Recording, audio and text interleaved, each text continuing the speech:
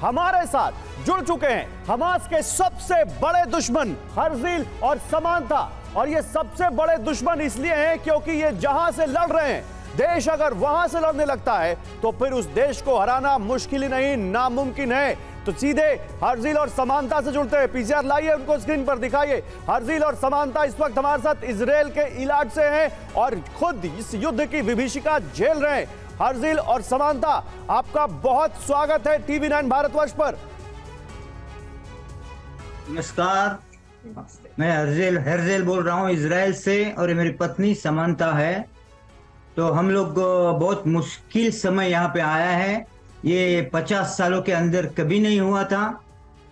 जो उन लोगों के हमास के आतंकवादी आए, 800 या 1000 के ऊपर आतंकवादी पैदल ही 80 जगहों से अंदर घुस गए और हर घर में घुस के लोगों को बेवजह मारना चालू किया था और बेवजह उनको पकड़ के लेके गए, अपहरण किया। अभी तक हमारे कम से कम 240 लोग उन लोगों ने पकड़ के रखे हैं, पता नहीं है वो लोग, हम लोग ढूंढ रहे हैं अभी तक।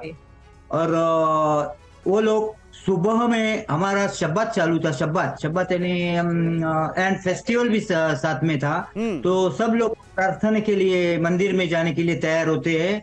तो वो इन लोगों ने पॉइंट लेके ये सब कार्रवाई की। ये इनका प्लान तो एकदम अचानक तो नहीं हो सकता, ये तो बहुत पुराना बनाया हुआ प्लान है और इनके पीछे जरूर कहीं देशों का जरूर हाथ है। ये जो आगे निकल तो आ जाएगा कि इसके पीछे कौन हो सकता है, लेकिन क्योंकि आप इजराइल की सेना में रह चुके हैं, आप इजराइल के लिए सैनिक का काम कर चुके हैं और समांथा जो कि इस वक्त वॉलंटियर का काम कर रही है, यानी आप भी इस वक्त भी हमास के इस अटैक के खिलाफ इजराइल का जो ऑपरेशन है, इजराइल जो युद्ध लड़ रहा है उसमें साथ दे रहे हैं। आप मेरे साथ रहिए हर्जिल। समांथा से भी हम बात करने जा रहे हैं। देखिए ये बहुत बड़े यहां पर इस वक्त आप इनको ग्राउंड जीरो से जो झेला है जिन्होंने हमास का वो हॉरर, वो हमारे सामने बहुत बड़े गवाह आप जिनको कह सकते हैं इस वक्त हमारे साथ हैं। लेकिन इसी बीच एक बड़ी खबर आ रही है, गाजा में ग्राउंड फोर्स का ऑपरेशन। देखिए एक बड़ी खबर, हर्जिल और समांथा से भी इस बारे में बात करेंगे। लेकिन गाजा में ग्राउंड फोर्स का ऑपरेशन, इजरायली फोर्स गाजा पट्टी में घुस गई है। बहुत बड़ी खबर, गाजा पट्टी में जमीनी हमले शुरू हो चुके हैं। तो इन्फेंट्री और मिलिट्री व्हीकल इस वक्त गाजा पट्टी में इजराइल के घुस चुके हैं। ये तस्वीरें हम आपको दिखा रहे हैं, यानी अब जमीन पर यह लड़ाई आ चुकी है। जो अभी तक रॉकेट और मिसाइल के थ्रू हो रही थी, वो अब आमने सामने की लड़ाई में तब्दील होते जा रही है। ये तस्वीरें आपके सामने, इस पर भी बात करेंगे हर्जिल से। लेकिन ये बहुत बड़ी खबर इस वक्त की। इसी बीच एक और बड़ी खबर देखिए, इजराइल ने गाजा को सैन्य क्षेत्र घोषित कर दिया है, यानी अब यहां पर नो एंट्री। गाजा को इजराइल ने सैन्य क्षेत्र घोषित कर दिया है। गाजा पट्टी अब मिलिट्री जोन है, यहां पर पूरी तरह से लोगों के आने जाने पर रोक लगा दी गई है। गाजा में आम लोगों की एंट्री अपराध मानी जाएगी, यह इजराइल की डिफेंस फोर्सेस ने कहा है। लोग प्रतिबंधित इलाके में ना जाएं, सुरक्षा बलों को ऑपरेशन करने हैं, यह कहा है आईडीएफ ने, इसलिए अब लोग यहां पर आए जाए नहीं। ये देखिए, ये आपके सामने मैप आ चुका है, थोड़ा सा इसको क्लोज करके दिखाएंगे। ये आप देख सकते हैं, ये तो वो इलाके हैं जहां पर हमास ने अटैक किया है। लेकिन ये है गाजा पट्टी। ये गाजा पट्टी अब पूरी तरह से मिलिट्री जोन घोषित हो चुकी है। 385 स्क्वायर फीट का इलाका, 385 स्क्वायर किलोमीटर का यह इलाका पूरी तरह से।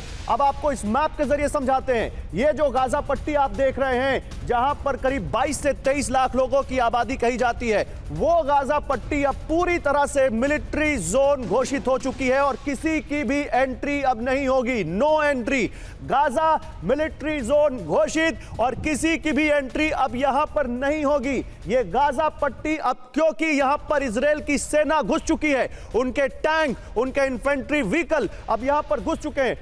देखिए इसी पर बात करते हैं हर्जिल, क्योंकि आप तो सेना में काम कर चुके हैं। अब अगर इजराइल की सेना गाजा पट्टी में घुस चुकी है तो हर्जिल इसको कैसे देखते हैं? तो हमास जो इजराइल का जो युद्ध है वो गाजा के स्थानिक लोगों से नहीं है। ये है हमारा युद्ध सिर्फ हमास और टेररिस्ट आदमी के लोगों से है।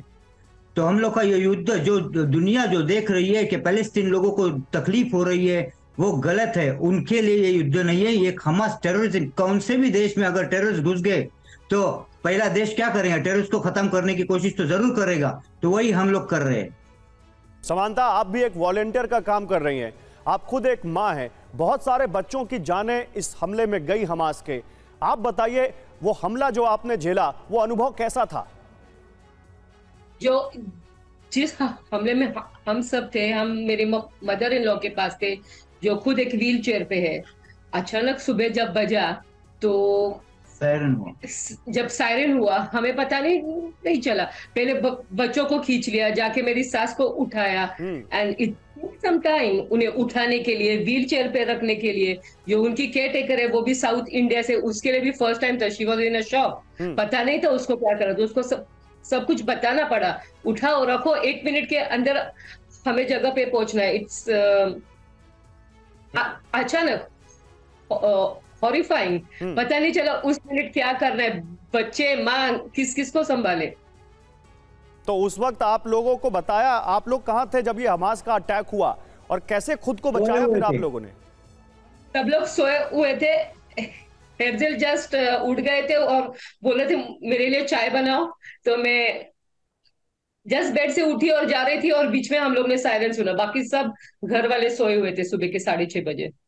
नहीं, लेकिन समांता, आप मुंबई में पैदा हुई, आपने 93 के रॉयट्स देखे, आपने बताया कि 26/11 का अटैक जिस जगह पे हुआ था उस जगह आप आती जाती थी, उस ओबरॉय होटल के किचन में। और अब आपके सामने एक वॉर दिख रही है। इस वॉर को बतौर इजराइल के नागरिक आप कैसे देखती हैं, तब जब कुछ लोग कहते हो कि हमास तो फ्रीडम फाइटिंग का काम कर रहा है? दुख होता है कि वो लोग समझते नहीं है डिफरेंस इन दोनों में। ये जो हमास है वो इस्लाम की पीठ पे बंदूक रखे हम पे चला रहे हैं। बच्चों के पीठ पे, बच्चों के पीठ पे, बच्चों के स्कूल्स पे। हम सब लोग साथ में रह सकते हैं। जेरूसलम एक, जो आप फ्रेम पीछे देख रहे हैं, एक ऐसी प्लेस है जहां इस्लाम, क्रिश्चियनिटी एंड जुडाइज्म तीनों साथ में रहते हैं। ये वॉर ऐसे ही चालू हो रही है उनके साइड से। उनको इलेक्ट्रिसिटी हमसे मिलती है, खाना पीना हमसे मिल रहा है, तो और क्या चाहिए? क्यों मार रहे? सेम क्वेश्चन बॉम्बे में भी था, व्हाई? बॉम्बे में हम सब लोग साथ में रहते थे, why? What is the reason behind it? क्यों? हर्जिल, आप बताइए, ये जो हमास का हमला हुआ, ये शनिवार को, जैसा हमारे पास एक ग्राफिक्स भी है और वो ग्राफिक्स पीछे अगर रेडियो तो बताइएगा, शनिवार को ही उन्होंने क्यों किया? आप कह रहे थे आप लोगों का कोई त्योहार था, सब लोग बिजी थे उसमें, शायद आपने मुझे बताया कि उस दिन फोन और टीवी भी नहीं देखते आप लोग। शनिवार ऐसा दिन है हमारा छुट्टी का, जो हम लोग कुछ नहीं, घर में फोन बंद रहते हैं, टीवी बंद रहती है, गैस बंद रहता है, सब कुछ बंद रहता है। और सिर्फ प्रार्थना, मंदिर में जाते हैं, घर पे आते हैं, मंदिर में जाते हैं, घर पे आते हैं, चालू रहता है। ये सब इन लोगों को पता रहता है। सब लोग नहीं, जो ऑर्थोडॉक्स है बहुत ज्यादा करते हैं। और दूसरी बात यानी हमारा त्योहार भी था, खुशी का त्योहार, जो तोरा हमारा, हमको लोग तोरा जो मिला है, कुरान इनके हिसाब से हमको जो मिला है, उसके लिए हम खुशी मनाते हैं। उनको पता था ये खुशी का दिन है, ये खुशी का दिन इनका बर्बाद कैसे किया जाए, तो इस वजह से इन लोगों ने ये चालू किया। और कैसे किया, क्यों किया, कुछ पता नहीं।